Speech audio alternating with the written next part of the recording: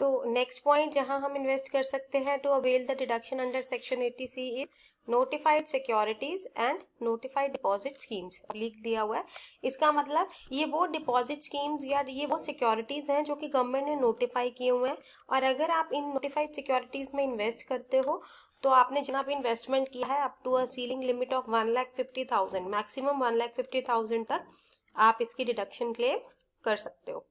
ठीक है, इसमें एक एग्जांपल दे रखा है नोटिफाइड सिक्योरिटीज का, NSS 1992। इसके अलावा आप गूगल करोगे notified securities for income tax, for Indian income tax, तो आपको ये सारी सिक्योरिटीज की लिस्ट आ जाएगी for your information. Purchase of NSEs। NSEs means N stands for national saving certificates. Fine. तो अगर आप नेशनल सेविंग सर्टिफिकेट्स में इन्वेस्ट करते हो तो आप 80C की डिडक्शन क्लेम कर सकते हो। लेकिन क्या हर नेशनल सेविंग सर्टिफिकेट में आप क्लेम करने पे डिडक्शन ले सकते हो? नहीं। It is NSE 8th issue, NSE 8th issue and 9th issue are eligible for deduction in the year of purchase। जिस ईयर आप परचेज करोगे, जिस साल आपने पैसे इन्वेस्ट किए उसी साल आप डिडक्शन क्लेम कर सकते हो, लेकिन सभी NSEs की नहीं, NSE 8th issue की, NSE 9th issue की। दूसरी बात, अगर आपने ये जो NSEs परचेज किया और उसके ऊपर आपका कोई एक्रूड इंटरेस्ट आपने अर्न किया है, ठीक है, और ये वो इंटरेस्ट है जो आप which is considered to be reinvested, जो आप एक्सपेक्ट कर रहे हो कि it is going to be reinvested, तो जो भी आपने एक्रूड इंटरेस्ट री इन्वेस्ट किया उसकी भी आपको डिडक्शन मिलेगी under section 80C, except for the last year interest. एक और बात, ये जो NSE परचेज जब आप टोटल इनकम का न्यूमेरिकल अटेम्प्ट करोगे इंडिविजुअल या HUF का, तो उसमें ये बहुत इंपॉर्टेंट पॉइंट है, ये अक्सर क्वेश्चन में गिवन होगा आपको, तो इस पॉइंट को इंपॉर्टेंट पॉइंट मार्क करो। और जो आप अपने नोट्स बना रहे हो वहां पर purchase of NSEs 8th issue and 9th issue, ठीक है, and accrued interest earned over, ये लाइन लिख के आपका ये 7th पॉइंट कंप्लीट है। ये जो पॉइंट मैं आपको बता रही हूँ बच्चों लिखने के लिए, एज इट इज आप एग्जामिनेशन में लिख सकते हो, that would cover all your important points. तो उसके लिए आपको ये लेंथ शो करने की जरूरत नहीं है, इनकम टैक्स में जो रूल है आपको वही लिखना है। अगर आपने उसको अपनी लैंग्वेज में कम करके भी लिखा है लेकिन आपने पॉइंट्स और रूल सारे कवर किए हैं, nobody will deduct your marks. 8th point देखो, नोटिफाइड ULIPs और यूनिट लिंक्ड इंश्योरेंस प्लान। बच्चों ULIPs is U stands for C, U stands for unit, L linked, I insurance, P plans, ठीक है। तो ULIPs are, ये S is for plural here, तो this is what we call ULIP, and when S is written this is plural. So notified ULIPs में अगर आप पैसा invest करते हो, सबसे पहली बात तो ULIP क्या होते हैं आपके दिमाग में आएगा, तो ULIPs क्या होते हैं? इन्वेस्टमेंट और इंश्योरेंस का एक कॉम्बिनेशन होते हैं।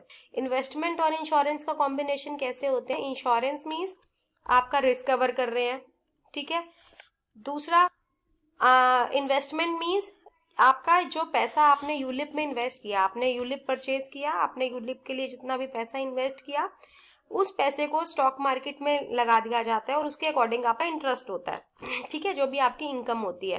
तो वो इनकम डिफाइंड नहीं होती है, डिपेंडिंग अपॉन स्टॉक मार्केट होती है। तो that is why these plans are known as unit linked insurance plans, because this is an insurance plan that have been linked with unit that have been invested in the share market. Clear? तो अगर कोई individual या HUF unit linked insurance plan में invest करता है, अब वो plan भी डिफाइंड है, ऐसे किसी भी प्लान में इन्वेस्ट करने से डिडक्शन नहीं मिलेगी। ULIP of LIC mutual fund, और पहले ये जो स्कीम आज तक किस नाम से चलती आ रही है, स्कीम का नाम जो LIC की जो स्कीम है उसका नाम है धनरक्षा 1989, ठीक है। या UTI is unit trust of India, तो यूनिट ट्रस्ट ऑफ इंडिया भी ऐसी एक ऑर्गेनाइजेशन है। अगर आप इस UTI का कोई यूनिट लिंक्ड इंश्योरेंस प्लान खरीदते हो या LIC म्यूचुअल फंड का कोई ULIP खरीदते हो तो आप 80C में डिडक्शन क्लेम कर सकते हो। दूसरी बात हमने पहले भी पढ़ी थी, जैसे कि जो आपने परचेज किया है, ULIP परचेज किया, that can be in the name of assessee. आप अपने नाम से परचेज कर सकते हो, अपने स्पाउस के नाम से परचेज कर सकते हो, अपने चाइल्ड के नाम से परचेज कर सकते हो। And see here it is written any child means may be major, minor, married, unmarried, dependent, independent, any here means that, clear. और HUF के केस में it can be in the name of any member of the family. Same चीज हम पहले पढ़ चुके हैं। 9th point देखो बच्चों, contribution to notified annuity plan of LIC। अब LIC के बहुत सारे प्लान है। What is LIC? Life insurance corporation of India. तो LIC क्या है? लाइफ इंश्योरेंस कॉर्पोरेशन है, और लाइफ इंश्योरेंस कॉर्पोरेशन के कुछ नोटिफाइड प्लान है। ये नोटिफाइड का मतलब क्या है बच्चों? कि दीज आर नोटिफाइड, कि आप इनमें 80C की डिडक्शन क्लेम कर सकते हो। नोटिफाइड का मतलब ये है, ठीक है, नोटिफाइड फॉर 80C। तो अगर एन्युटी प्लान बहुत सारे हैं, लेकिन जो नोटिफाइड एन्युटी प्लान अगर आप LIC का परचेज करते हो, या notified unit of UTI purchase करते हो, नोटिफाइड म्यूचुअल फंड्स परचेज करते हो, तो भी आप 80C की डिडक्शन क्लेम कर सकते हो। देखो यहाँ पर एग्जाम्पल दे रखा है, जीवन धारा, जीवन अक्षय। ये क्या है बच्चों? ये LIC की पॉलिसीज है, जो आप प्लान है, जैसे ये नोटिफाइड एन्युटी प्लान है, इस प्लान का नेम है। हर कंपनी के अलग प्लान्स होंगे और उनके अलग डिफाइंड नेम्स होंगे, फाइन। बट मेजर ये कैटेगरी कौन सी है? नोटिफाइड एन्युटी प्लान है। आई समझ? Contribution to ELSS। ELSS means equity linked saving schemes. तो अगर आप इक्विटी लिंक्ड सेविंग स्कीम में इन्वेस्ट कर रहे हो, again this is a saving scheme, और इस सेविंग में आपका जो पैसा है वो कहाँ किससे लिंक्ड होता है? इक्विटी में इन्वेस्ट किया जाता है, और उसी की ग्रोथ के अकॉर्डिंग आपको जो उसके रिटर्न मिलते हैं, ठीक है। 11th, contribution to notified pension set up by the mutual fund और UTI। अगेन किसी भी म्यूचुअल फंड या UTI ने जो किसी पेंशन फंड को नोटिफाई किया हुआ है, और अगर आप उसी नोटिफाइड फंड में इन्वेस्ट कर रहे हो, तो आप 80C की डिडक्शन क्लेम कर सकते हो। 12th point, very very very important for examination as well as for your practical life. दोनों चीजों के लिए बहुत इंपॉर्टेंट है। एग्जामिनेशन में जब भी क्वेश्चन आता है तो होम लोन वाला पॉइंट आने की पूरी प्रोबेबिलिटी होती है, और प्रैक्टिकल लाइफ में तो देखो है ही ये इंपॉर्टेंट, बिकॉज आज की डेट में आप लोग के घर चाहे जिसके पास जितना मर्जी पैसा है, लेकिन आप उसको होम लोन तो जरूर ही लेते हो, ठीक है ना। तो ये उसी के लिए है। देखो, sums paid as subscription to home loan account scheme of National Housing Bank और contribution to notified deposit scheme pension fund set up by the National Housing Bank. ये अगर आपने सब्सक्राइब किया है किसी होम लोन अकाउंट स्कीम में, और किसकी किया है? नेशनल हाउसिंग बैंक की। तो अगर आपने NHB की किसी नोटिफाइड स्कीम में, हाउस लोन स्कीम में इन्वेस्ट किया हुआ है, तो भी आप क्या कर सकते हो? डिडक्शन क्लेम कर सकते हो, ठीक है। नेक्स्ट, उसी जो पॉइंट को भी हमने 12th पढ़ा था, 13th 14th for the time being skip करो, 15th पे आओ, जो मैंने आपको बोला इंपॉर्टेंट है। तो 15th क्या है? Principal repayment of loan for purchase of house property. आप लेते हो हाउस प्रॉपर्टी परचेज करने के लिए, होम लोन लेते हैं हम लोग, ठीक है।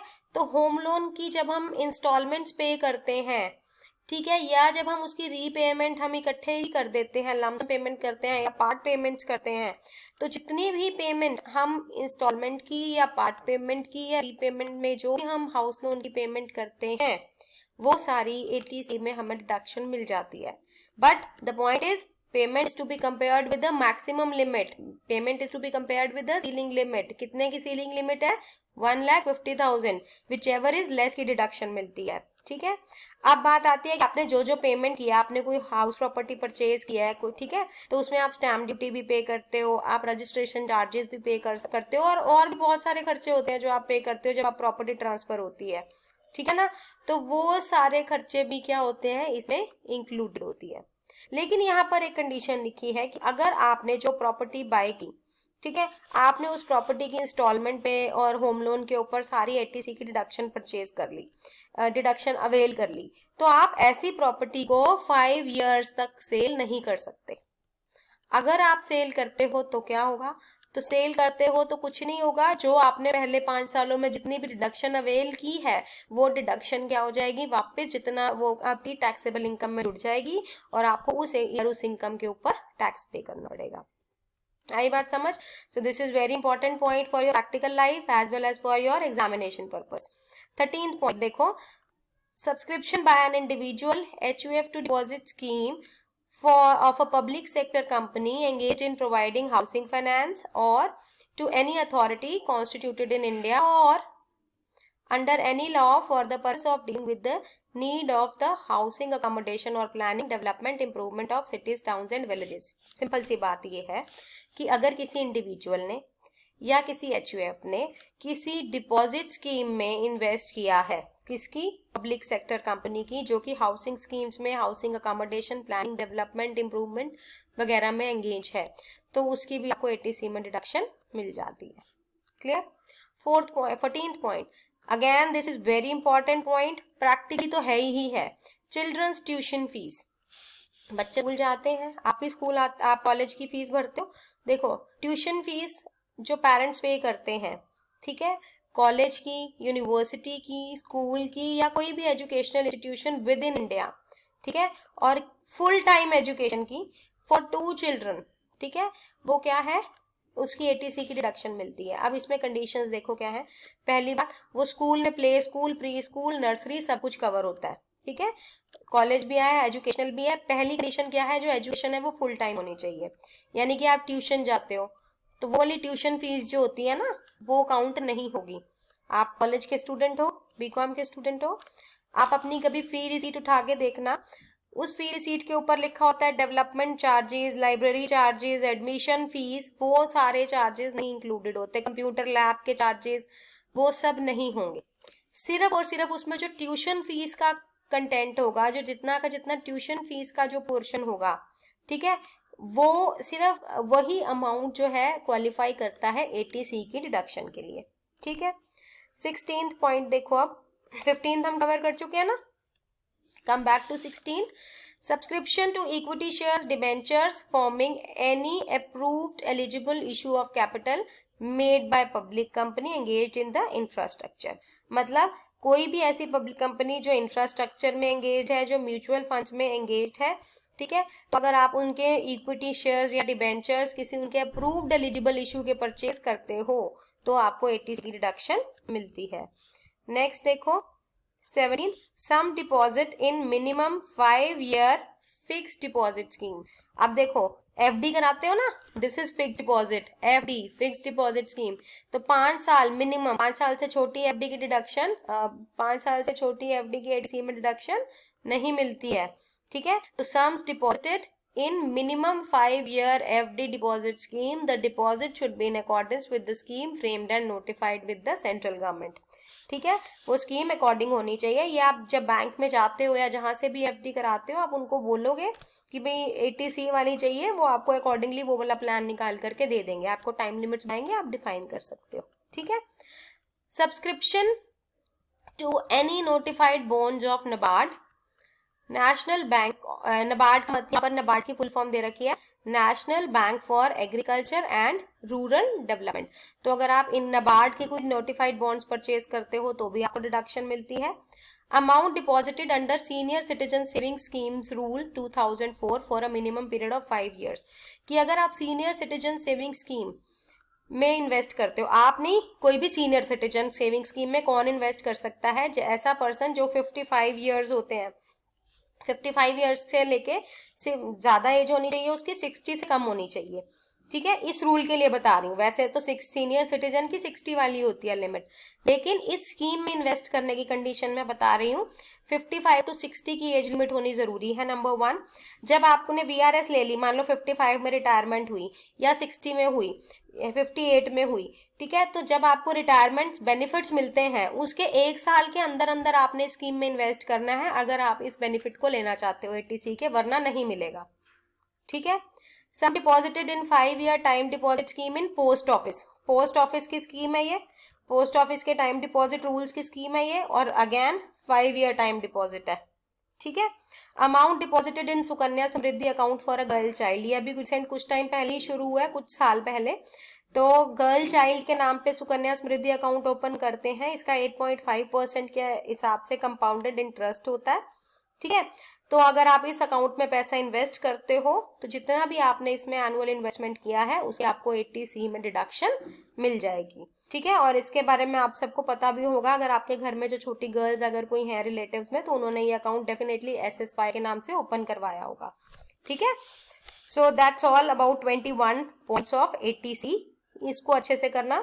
SSY इंपॉर्टेंट है, 5 ईयर FD इंपॉर्टेंट है, बाकी मैंने आपको सारे साथ साथ बताए हैं। ट्यूशन फीस इंपॉर्टेंट है वो, और होम लोन इंपॉर्टेंट है, LIC इंपॉर्टेंट है, तो ये सारे जरूर अच्छे से कर लो। ओके।